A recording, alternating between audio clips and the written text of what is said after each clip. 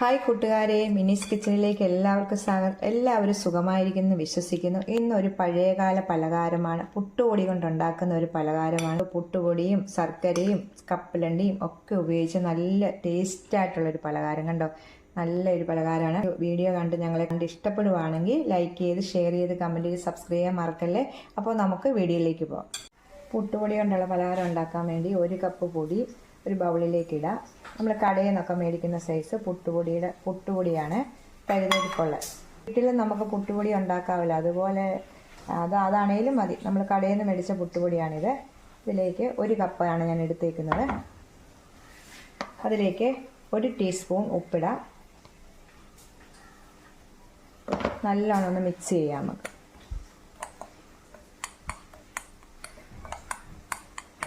ഉപ്പും പൊടിയും കൂടെ നല്ലോണം മിക്സ് ചെയ്ത ശേഷം നല്ലോണം തിളച്ച വെള്ളമാണ്. എത്ര കപ്പ് പൊടിയാണ് എടുക്കുന്നത് അതിൻ്റെ ഇരട്ടി വെള്ളം ഒഴിക്കുക. ഇത് ഞാൻ 1 കപ്പ് എടുത്തപ്പം 2 കപ്പ് വെള്ളം ഒഴിക്കുക. നല്ല തിളച്ച വെള്ളം.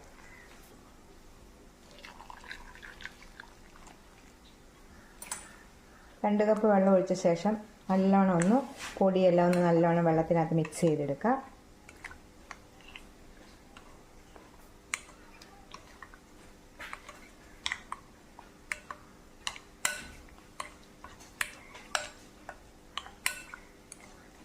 നല്ലോണം മിക്സ് ചെയ്ത ശേഷം പഴയ കാലത്തെ എൻ്റെ അമ്മയൊക്കെ ഉണ്ടാക്കിയിരുന്ന ഒരു പലഹാരമാണിത്. എല്ലാം മിക്സ് ചെയ്തു. മിക്സ് ചെയ്ത ശേഷം നമുക്കത് മൂടി 10 മിനിറ്റ് നേരം ഒന്ന് മൂടി വെക്കാം. 10 മിനിറ്റ് കഴിഞ്ഞ് നമുക്കിതെടുക്കാം. അപ്പം വെള്ളം പുട്ടുപൊടിയല്ലേ, അപ്പം നമ്മൾ നല്ലോണം വെള്ളത്തിനകത്ത് നല്ല കുതിർന്ന് കിട്ടും. ഇതിപ്പം 10 മിനിറ്റ് കഴിഞ്ഞിട്ടുണ്ട്.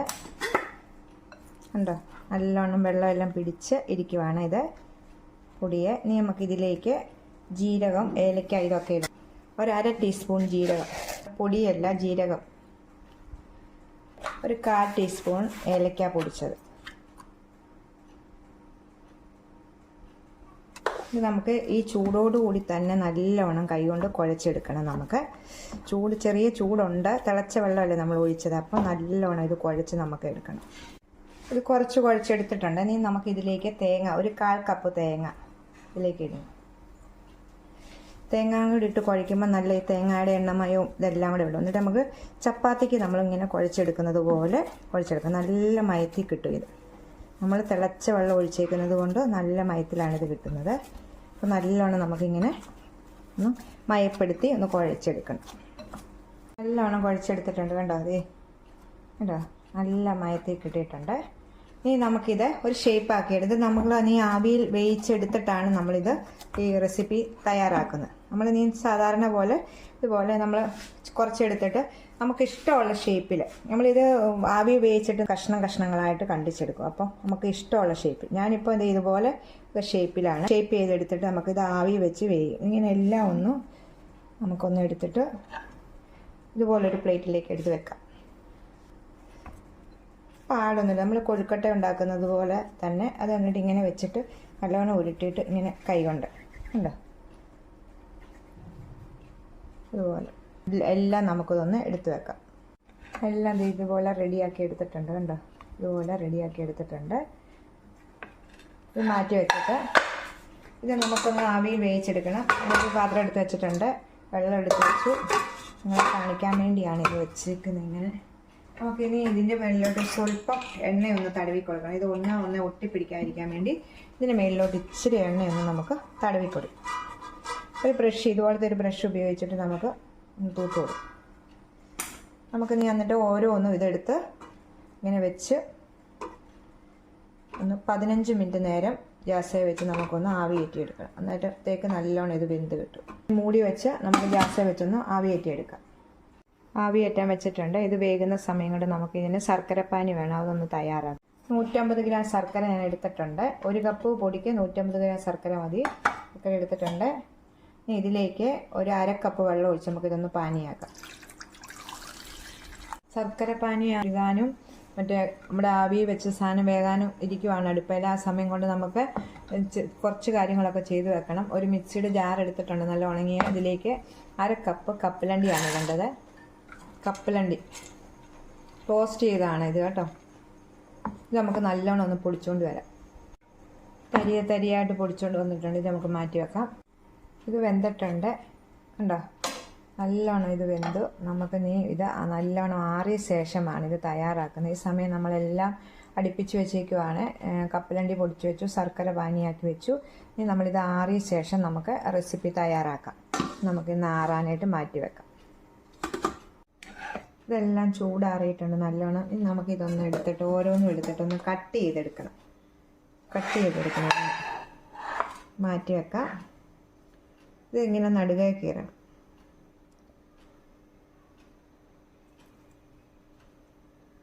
ഇതുണ്ടോ, നിങ്ങളുടെ ഇഷ്ടമുള്ള ഷേപ്പിൽ നിങ്ങൾ എടുക്കണം. ഞാനിപ്പം ശർക്കര വട്ടി ഉണ്ടാക്കത്തില്ല, ഏത്തക്കായും കൊണ്ട്, അതുപോലെ ഇങ്ങനെ ഷേപ്പിൽ ഞാൻ എടുക്കുവാണ്. എല്ലാം ഇത് കട്ട് ചെയ്ത് കഴിഞ്ഞിട്ടുണ്ട്. ഇത് ചുമ്മാ തിന്നാൻ നല്ല ടേസ്റ്റ് കേട്ടോ. എല്ലാം കട്ട് ചെയ്ത് എടുത്തിട്ടുണ്ട് കണ്ടോ, ഇത്രയും കിട്ടിയിട്ടുണ്ട്. നിങ്ങൾ ഇത്രയൊന്നും എടുക്കണ്ട. അരക്കപ്പ് പുട്ടുപൊടി കൊണ്ട് ഉണ്ടാക്കിയാലും മതി. ഇത് നമ്മൾ ശർക്കരപ്പാനിക്കകത്ത് ഇത് കാണിക്കാം നിങ്ങളെ അടുത്ത്. നമുക്ക് ഇത് നമ്മൾ എങ്ങനെയാണെന്ന് ചെയ്യുന്നത് എങ്ങനെയാണെന്ന് കാണാം. നമുക്ക് ഇനി പാൻ അടുപ്പ് വെച്ചിട്ടുണ്ട്. പാൻ ചൂടാകുമ്പോൾ ഇതിലേക്ക് 1.5 ടേബിൾ സ്പൂണ് നെയ്യ് ഒഴിക്കുക.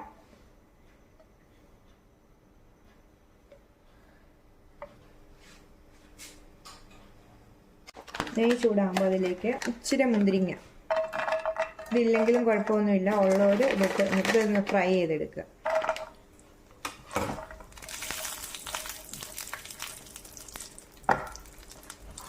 മുന്തിരിങ്ങ വഴന്ന് വരുമ്പോൾ അതിലേക്ക് 1/2 കപ്പ് തേങ്ങാപ്പീര ഇടുക. അതിലേക്ക് രണ്ടും കൂടെ നല്ലോണം നെയ്ക്കകത്തൊന്ന് റോസ്റ്റ് ചെയ്തെടുക്കുക.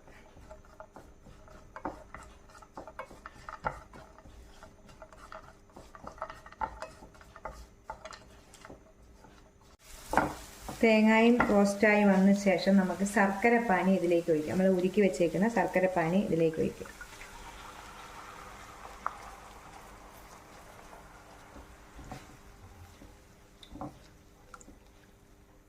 ഇതൊന്ന് തിളച്ച് വരുമ്പോൾ നമ്മൾ കപ്പലണ്ടി പൊടിച്ച് വെച്ചേക്കുന്ന ഇടണം. ഇതുകൊണ്ട് കപ്പലണ്ടി പൊടിച്ച് തരിതരിയായിട്ട് പൊടിച്ച് വെച്ചിട്ടുണ്ട്. ശർക്കരപ്പാനി തിളച്ചിട്ടുണ്ട്. നമുക്കിതിലേക്ക് ഈ കപ്പലണ്ടി പൊടിച്ചത് ഇതിലേക്ക് ഇടാം.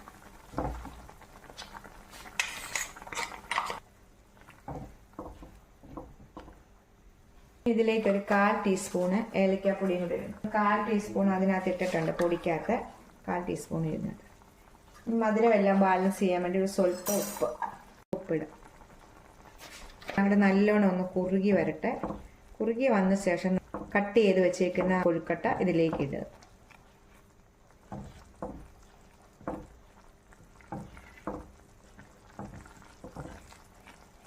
നല്ലോണം തിളച്ച് വന്നപ്പോൾ നമുക്ക് ഈ കൊഴുക്കട്ട കട്ട് ചെയ്ത് വെച്ചേക്കുന്ന ഇതിലേക്ക് ഇടാം.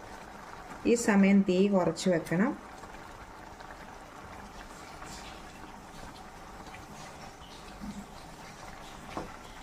നല്ലോണം ഒന്ന് മിക്സ് ചെയ്ത് കൊടുക്കും. മിക്സ് ചെയ്തതിന് ശേഷം ചെറിയ തീയിലൊന്ന് മൂടി വെച്ച് ശർക്കരപ്പാനി എല്ലാം ഇതിലേക്ക് പിടിച്ചു വരാൻ വേണ്ടി 1 മിനിറ്റ് നേരം നമ്മൾ മൂടി വെച്ചൊന്ന് തീ കുറച്ച് വെച്ച് ഇടയ്ക്കൊന്ന് ഇളക്കി കൊടുക്കണം. ഇത് ഇടയ്ക്കിടയ്ക്ക് ഇങ്ങനെ ഇളക്കി ഇട്ട് കൊടുക്കണമായിരുന്നുണ്ടോ. തട്ടി ശർക്കരയെല്ലാം നല്ലവണ്ണം വരണ്ട് നമ്മുടെ കൊഴുക്കട്ട പിടിച്ച് കിട്ടിയിട്ടുണ്ട്. കപ്പലണ്ടിയുടെ എല്ലാം നല്ല മണം, കപ്പലണ്ടിയും തേങ്ങാപ്പീരയും. ഇത്രയും മതി. നമ്മൾ തീ ഓഫ് ചെയ്യുവാണ്. അടുപ്പയിൽ നിന്ന് വാങ്ങി വെച്ചിട്ടുണ്ട് കേട്ടോ. സൂപ്പർ ടേസ്റ്റായിട്ടുള്ളൊരു പലഹാരമാണിത്. പുട്ടുപൊടി കൊണ്ടാണ് ഉണ്ടാക്കിയേക്കുന്നത് ഉണ്ടോ. നല്ല ഇതാണ് ഇങ്ങനെ തിന്നാനായിട്ട്. അപ്പോൾ എല്ലാവരും ഒന്ന് ട്രൈ ചെയ്ത് നോക്കണം. നിങ്ങളുടെ വീഡിയോ കണ്ട് ഇഷ്ടപ്പെടുവാണ് ലൈക്ക് ചെയ്ത് ഷെയർ ചെയ്ത് കമൻറ്റ് ചെയ്ത് സബ്സ്ക്രൈബ് ചെയ്യാൻ മറക്കല്ലേ. അപ്പോൾ ടാറ്റാ.